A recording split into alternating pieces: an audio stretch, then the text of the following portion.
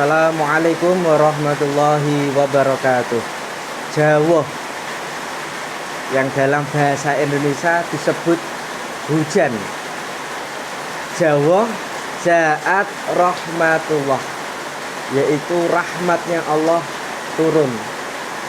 Ketika hujan, seorang muslim dianjurkan untuk berdoa, Allahumma shayyiban nafi'an.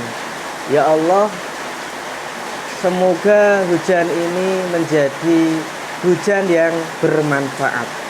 Dan ketika hujan, di dalam hadis Rasulullah SAW termasuk waktu yang mustajab. Jadi saat hujan, ayo kita banyak berdoa. Wassalamualaikum warahmatullahi wabarakatuh.